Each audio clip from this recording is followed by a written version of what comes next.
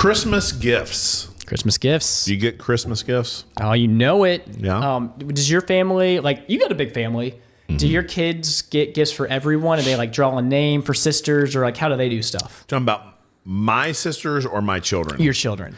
Yeah. So Jill and I were just talking about this last night. We were on the way home from Christmas Carol, and she was asking me what Christmases I remembered growing up. And man, probably not for this banter, but man, I do remember one Christmas when I was really young, still believed in Santa. Yeah. I guess I will tell you. And I just woke up really early and no one else was awake, and just getting up and like playing with toys, and then like falling asleep underneath the tree. Because I knew I couldn't unwrap any of the gifts that were wrapped, but the ones that were unwrapped, I was playing with. And my parents were like, "Where is Michael?" And they're like, "Oh, he's asleep here in the living room." But that was one of the that I mentioned. And then a couple of years ago, I think was the first year, maybe 2 or 3 years ago, or the first year that our daughter started actually getting each other gifts. And it just made it much more, it was like, it was much more touching because you got to see them interacting and like trying to pick out stuff. So it was really good. So that tradition carries on. And then in our extended family, so like my sisters, so for us, if you are an adult, we typically play, we call it Dirty Santa in Arkansas, but I'm told that Dirty Santa, that it has like a different, like it's like lingerie and stuff. If you like funny stuff like that here. So, but I think everyone knows where you like draw a number and you can pick, and then you can like steal. White Elephant ish. Yeah. Is it called White Elephant? That's what we call. But White Elephant, I think, has the connotation that you get a gag gift, but you can do it with good gifts. Yeah, these are like most of the time they're good a limit, gifts. But maybe it's like $20. But I'm trying to not give you something terrible. Yeah. Right. Yeah. So yeah. Oh, nice. That's good. My kids, we're like. We give them money to like get gifts for each other, so to see how it goes. Like, and the good $5. thing is a lot of my kids are working now, so they were earning their own money. Oh yeah, that's good. So I'm excited for this Christmas. Talking about Christmas a little bit at home groups. Got some funny stories there, but I think what took the cake was I thought I heard some animals in the driveway of the Hawks house. Yeah. So got a gift from Clayton. Very nice. I guess it's repayment for 3 years of duck hunting on Jill's family's. So now you're square. There you go. It's probably squared up now. Well, he's also given me a lot of information and taught me stuff. But anyways, when we're hunting, Donnie often will call geese. Okay. And it's like a coolie sound, because you're trying to kind of mimic that. And I picked up on it because I'm not a caller. Even when I do call and it's decent, everyone's like, you can't call. So sometimes I feel left out and sad. But when geese fly over, I will call out to them use my voice. Yeah. But Clayton got me a actual goose call. Wow. And got to try it out. And I thought it sounded, I could hear it sounded enough like a goose. I could go, oh yeah, this is a goose, because it has one pitch, and then you give it a little more air, and it kind of breaks over, and Nice. How much do geese dialects change? Is it like pretty much Southeast you're good, or is it more specific than that? Geese dialects? Yeah. Well, they are So you just need one. You can do every goose in the nation, basically. Oh, that's cool. Yeah. Oh, nice. So they're pretty. I didn't know if there was like different sects that you would see or something like that. Yeah, so you have like your normal Canada geese, you have your snow geese, and then there's a third variety. The guys will make fun of me for not. Well, if they listen, this will be a test. If you hear this, you have to make fun of Michael now. That's for the podcast. There's a third one that's like more gray colored. Maybe that's what it is. A gray goose. The gray goose sounds like a vodka. But only one of them, like the crazy thing about migratory birds is that sometimes they respond to the calls of other species. So like you could be down there calling, and a lot of times they'll just use the female mallard call, and other ducks like teal and other ducks will come in because they recognize, there's a mallard female down there who's saying come, and they're like social. So they can respond to not just their call. Wow. This is the point. I learned a lot. Yeah. Banter is not just for the listeners, but it's for me. Now I know, because it's good to know, Christmas plans. Good to Right. know duck hunting. What you plan to do when you're Right. calling these ducks that may have thought that you have rejected them. Right. Yeah. Yeah. And sometimes the ducks, you think they stumble, but you ask, have they stumbled so far as to not be able to get back up? If you've shot them, maybe they have stumbled so far That's they where the can't get analogy back might up. break down if you shoot them. So we are on a sermon in Romans. Is this 31? Is that what 33? 31? I think it's 31, unless I've misnumbered. Goodness. I'd have to go back and I can go back and look at all of our Google Docs and that's where I misnumbered. But so I just numbered from memory this morning 31. Oh, that's great. But I could be wrong. Oh, I'm sure it is right. I'm excited to get into it. God's plans for Israel, part 2, looking at Romans 11 through 16. Let's take it to the next level.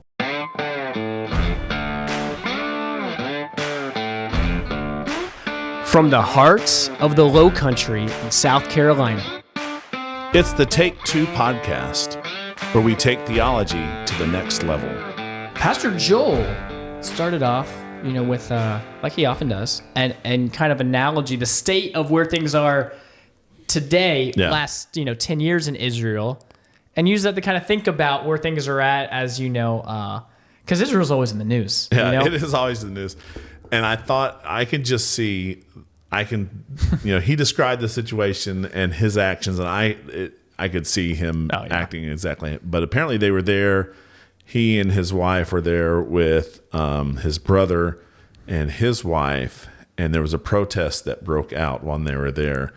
And Joel said that he was nosy, and he was like wanting to see what was there, And his brother Tim was like, "We got to get out of here, dude. We got to get to safety." But his point in all this is that Israel is always caught up in the middle of things. Like it seems like no matter what happens, there's small Israel. Yeah, It just yeah. like dominating conversation for thousands and Right. thousands of years, past, present, and future, which fits nicely with, you would think, a Jensen chart.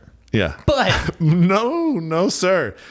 He switched up on us. So I actually grabbed this from chart Precept from Dawson? his PowerPoint. So Nice. boom, it's right here. You can see the chart that we're looking at. I guess there's a group in Austin, Texas. This is a guy. Oh, it's a guy? This is a guy, and he has I could be wrong. I think it's a guy because I've used their stuff before, and he maps out I think every single passage. It's a really good resource. Well, he'll basically go, this is what John MacArthur said. This is what John Piper said. He uses, maybe the same 3 or 4 people for a lot of things, and then for specific books, he'll use the same certain people. But he's like, here's 3 different viewpoints here, and it's a lot of information. But it's Do you think Joel has this resource? Because lots of times we'll get a MacArthur, and a Piper. So maybe I think especially MacArthur, Piper, that's probably easily grabbed from there, and even like R.C. Sproul sometimes, and then and it's an online resource. free. Yeah, Jensen graphs. For every book, he definitely grabs from there because he basically puts up a lot of free stuff and takes, so that's probably why it's MacArthur and Piper. You can go to their website and copy what they said for a sermon. Gotcha. Seems like he listens to 10 sermons and then does stuff. Oh, that's really good. So I'll try to find this resource and link it in the doobly-doo below in the description for you. But here is the graph, and so it is a summary of Romans 9 through 11. Romans 9 talks about past election and God's sovereignty in Israel's election. Romans 10, his present rejection, so man's responsibility in Israel's rejection of God. And we talked about that quite a bit.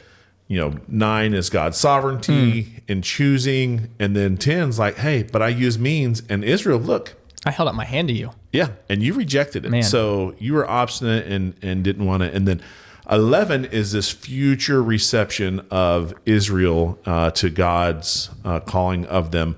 So God's ways are higher, and God's not ultimately rejecting Israel. No, that's great. That's a good kind of summary. Do we have?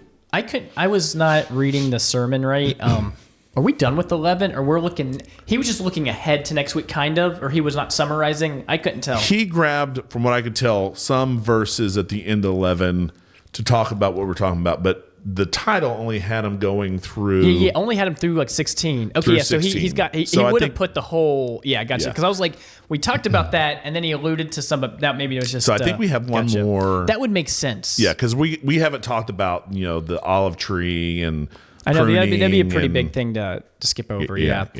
So we're in chapter 11, and it's built around these two questions: Has God rejected His people? May it never be. And then, did they not stumble as to fall? Did they? May it never be. Got the double may it never Right. be's. Got That's the double right. questions. And so today we're really picking up at this second question, starting in verse 11. No, that's good. And so, like you just said, I'll just read again. I say then, they did not stumble as to fall, did they?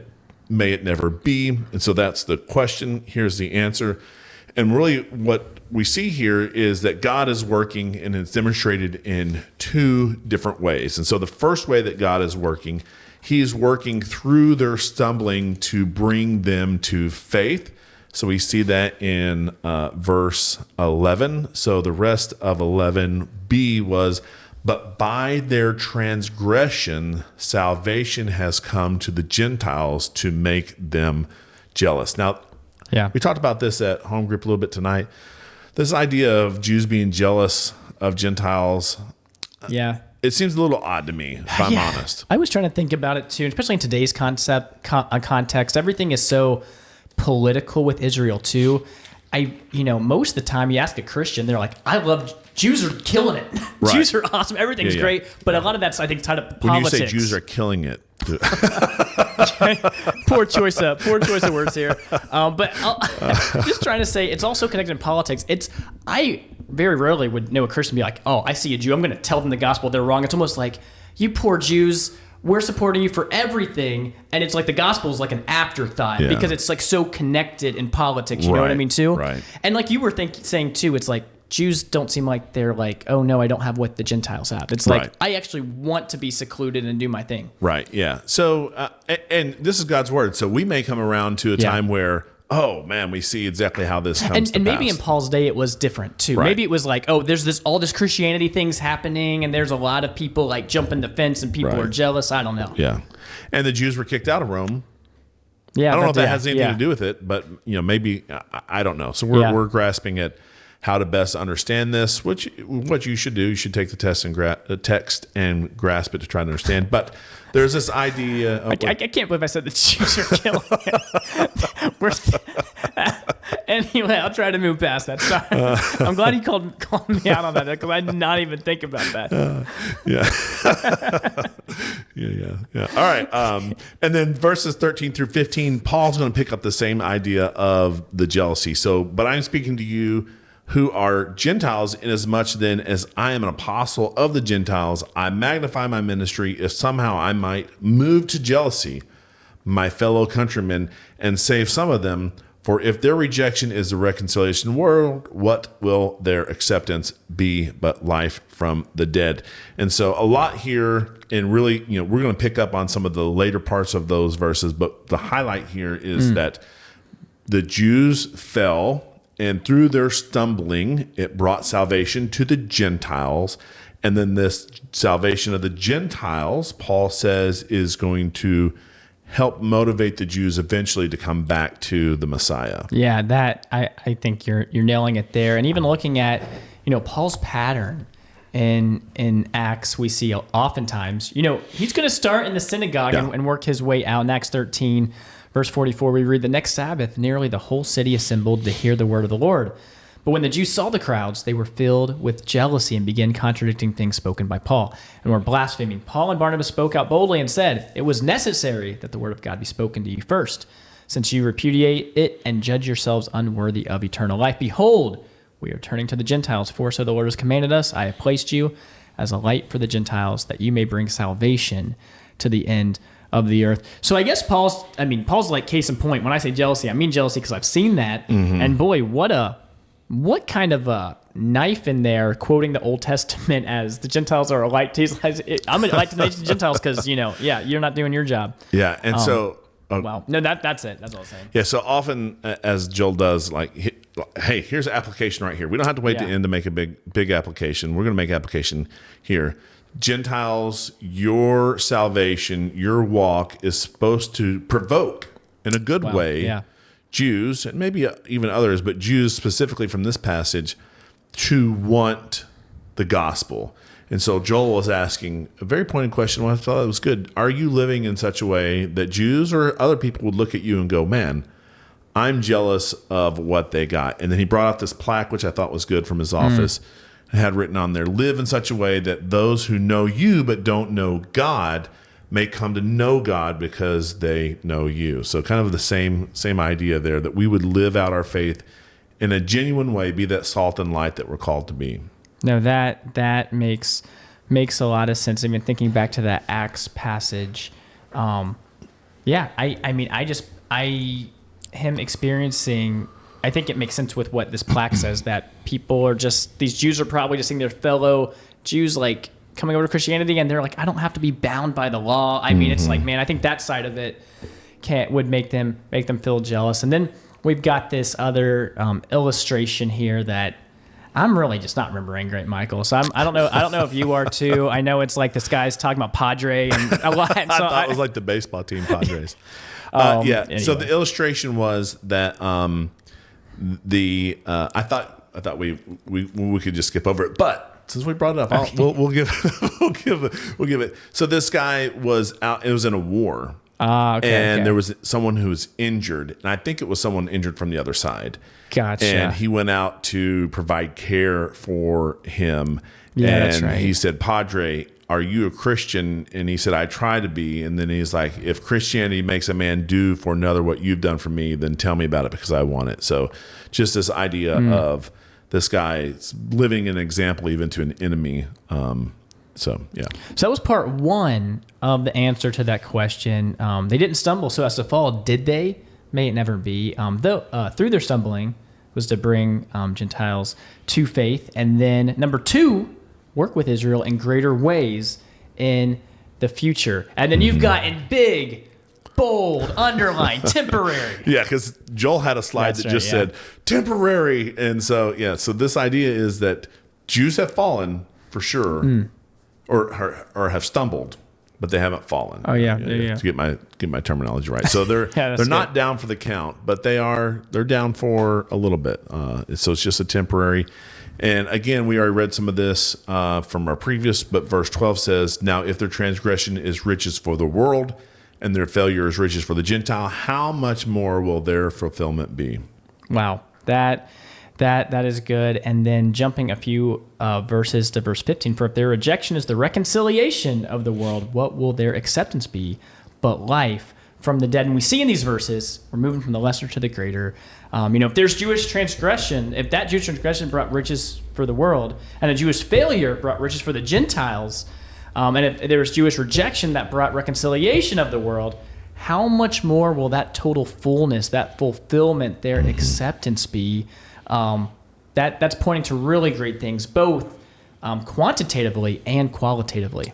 Yeah, because we're looking for the numbers of Jews, but there's going to be a quality to Jews turning and accepting a Jewish Messiah.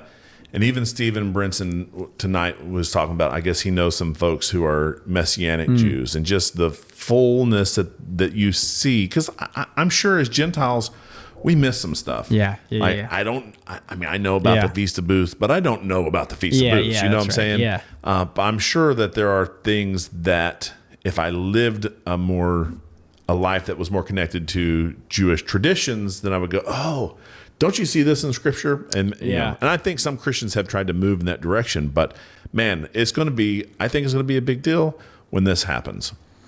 I like he was talking about bumper sticker, this thing, and you've got the statement: the Jewish acceptance of the gospel and the Messiah is the culminating piece of history. That's a really big statement, and Romans 11 gets brought up a lot in end times talk. It's really eschatologically charged with a lot of implication. What's going to happen when the fullness of time has come? The second time around. Yep.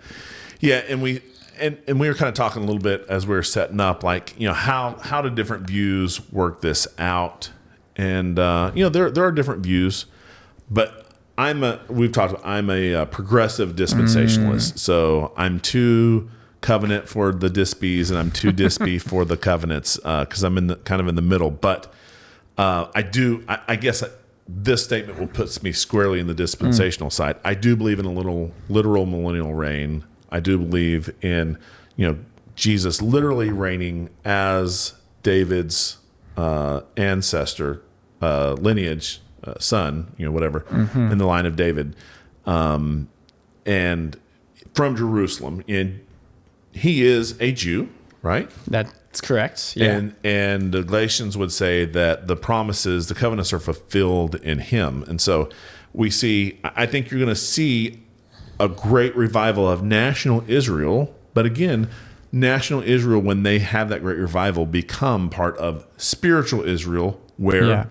there are a lot of Gentiles already there. Not all Gentiles, because there are some Gentiles who are not in spiritual Israel. And so really, I think the emphasis is going to be on Jesus presiding over the church that's made up of this great group of national Israel and Gentiles, one body.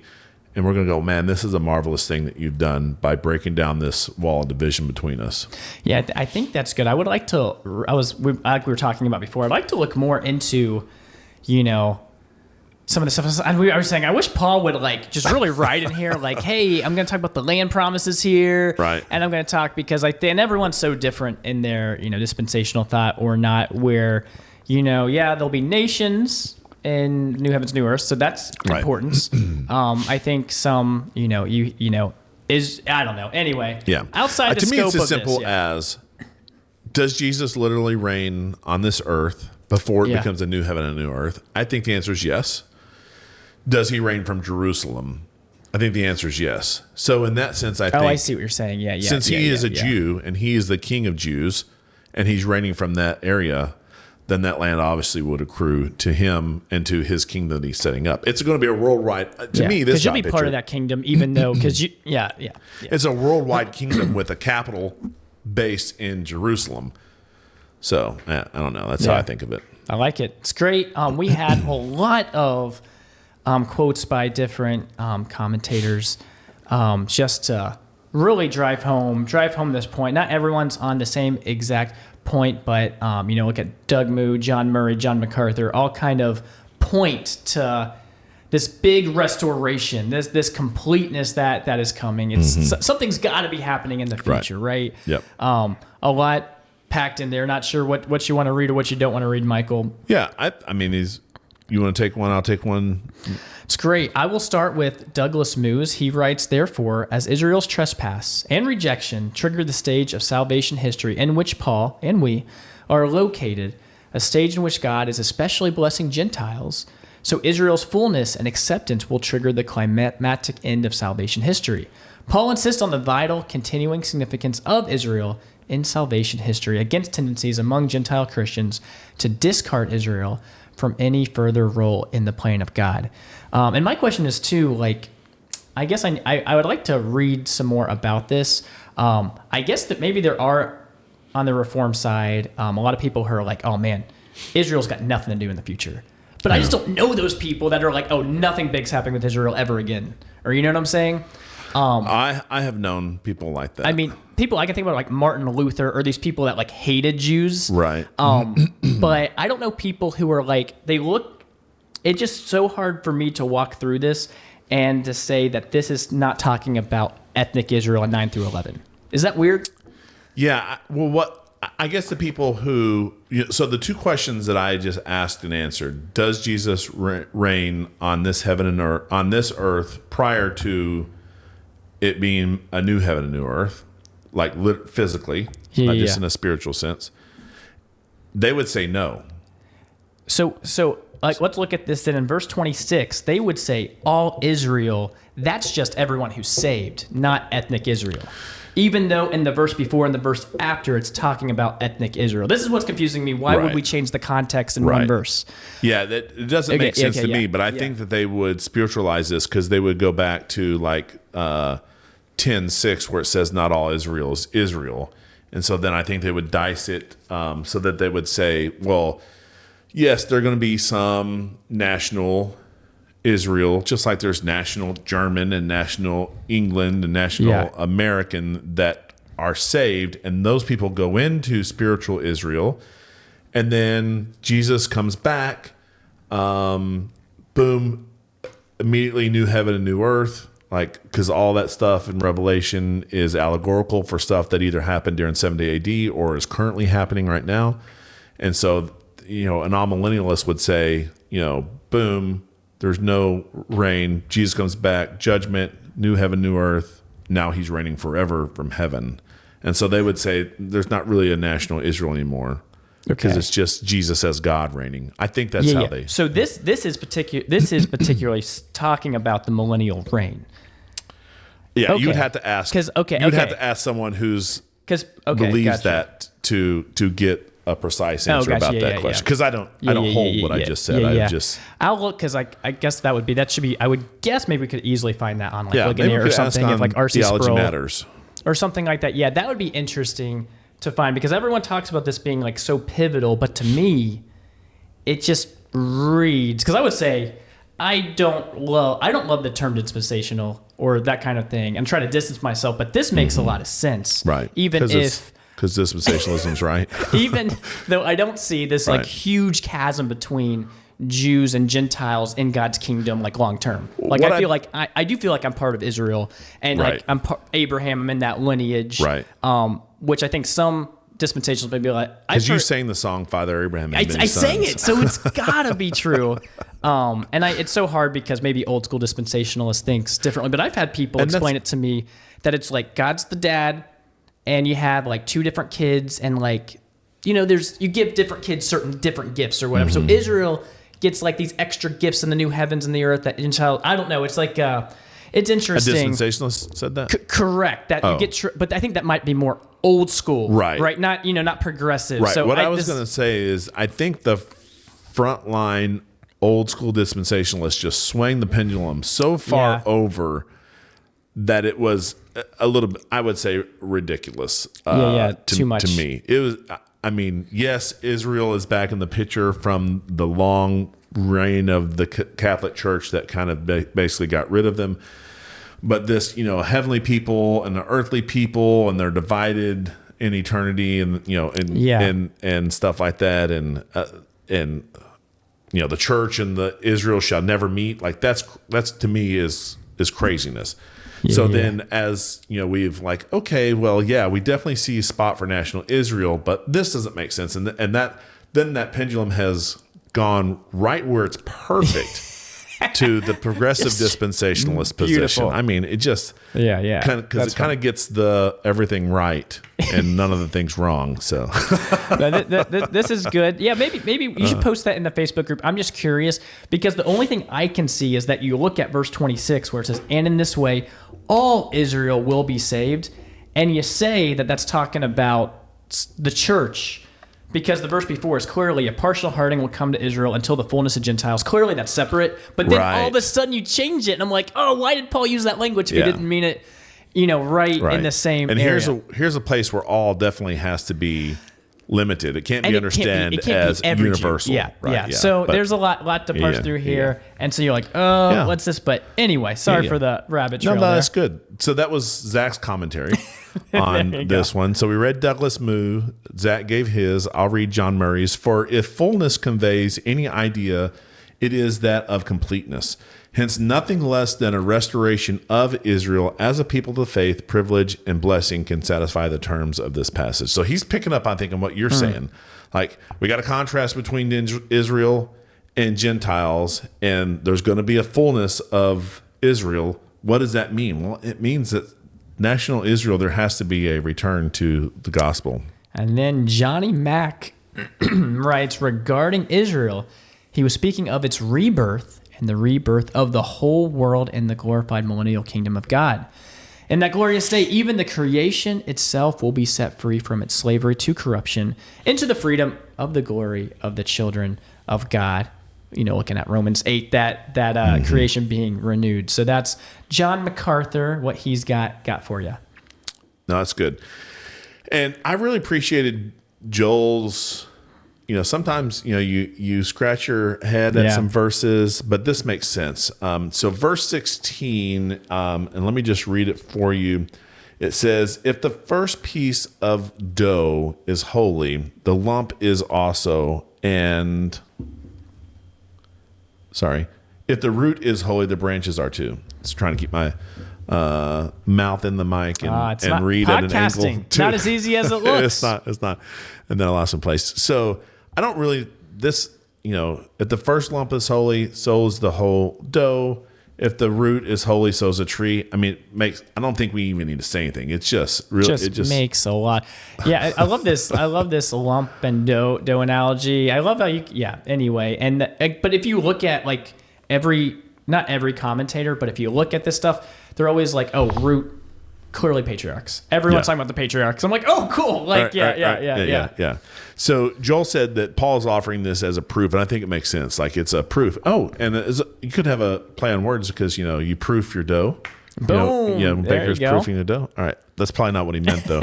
But as a proof, like, hey, the first piece was good. We can count on the rest of it being good. The Except roots are good. When a little leaven, yeah.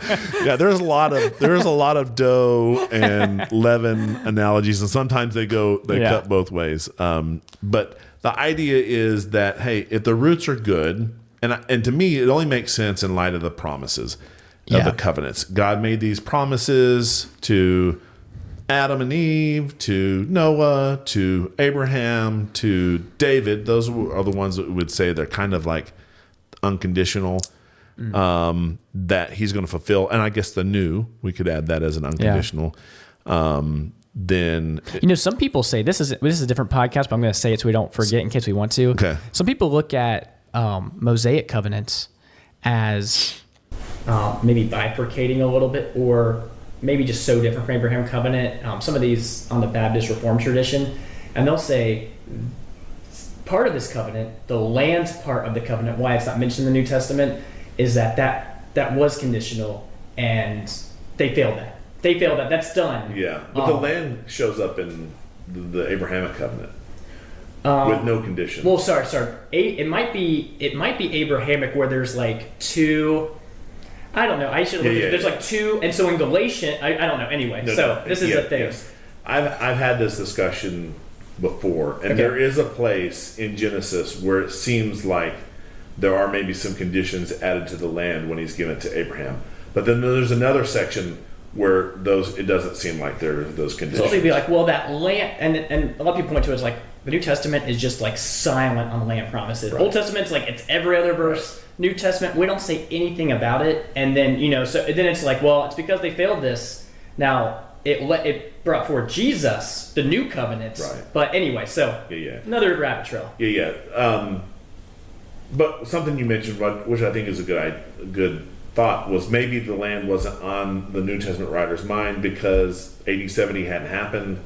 Yeah, they like Roman ruled over them, but they still had basic control over their land. And again, if Jesus comes back and he's a Jew and he rules over that land, I think that qualifies it. So right, it's one of those things where, I mean, in my mind, it's like, to me, the Jewish nation could get wiped out tomorrow, and then it's like, I would still be like, oh, God's still working. Maybe there's someone in Canada that's like, oh, we did a DNA test, he's Jewish, and I don't know. It's like, I'm not like, oh, this nation's here, and so it's got to happen, like tomorrow, like whatever, Yeah, we don't know how it's going to happen. But I just know it will happen. But anyway, it's you can try to, read all the times and all that. But Barclay has a quote kind of coming off the heels of this: "The root is holy, the branches are too." He says what Paul deduces from that is this: the patriarchs were sacred to God. They had in a special way heard God's voice and obeyed God's word. In a special way, they had been chosen and consecrated by God. From them, the whole nation sprang. And just as the first consecrated handful of dough made the whole lump sacred, and the dedication of the sapling made the whole tree sacred, so the special consecration of its founders made the nation sacred in a special way to God. Basically saying what you were saying. We started this, God is faithful. He's got to see all of this through because that's his character, and that's what's going to happen. Yep.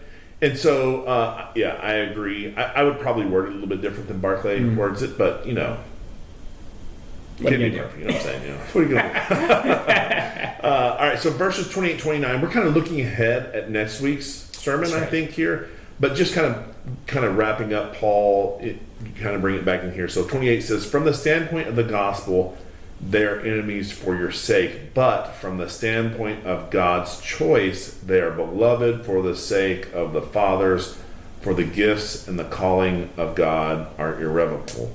So it's talking about Israel there. Paul seems to be saying there was gifts given to Israel and a calling given to Israel, national Israel. Again, it doesn't make sense to call the spiritual Israel because Paul is, he's demarcating Gentiles and Israel, and there are some Gentiles in spiritual Israel. So, that's a good point. You back up a couple verses before that, 28, 29, starting at verse 25 and looking at 26 and 27. Paul writes, "For I don't want you, brethren, to be uninformed of this mystery, so that you will not be wise in your own estimation." He's really guarding against this arrogance or haughtiness. He says that a partial hardening has happened to Israel until the fullness of the Gentiles has come in. And so all Israel will be saved, just as it is written, "The deliverer will come from Zion. He will remove ungodliness from Jacob. This is my covenant with them when I take away their sins." So kind of getting at some of the, how should you act and rely to this is don't be wise in your own estimation. That don't do this. Partial hardening has happened. Yeah. And I don't think I have to read all this, but go read yourself, the listener, Jeremiah 31 through 38. You'll see the new covenant there.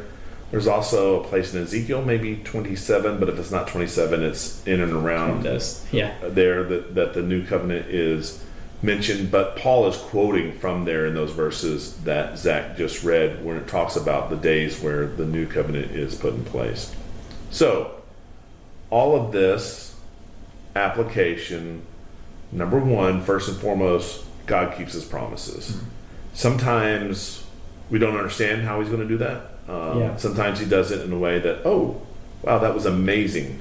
That's not how we expected it to happen, but we can see how you're doing it. But we know God is going to keep his promises. No, that's good. Big overarching theme for this section. And then, unmistakably, chapter 11 has its focus on ethnic Israel. It's really hard to get around it. So looking forward to next week talking about this, analogy of the tree a little bit more. Maybe we can get into it more. But as simple as that, God keeps his promise focus on Israel.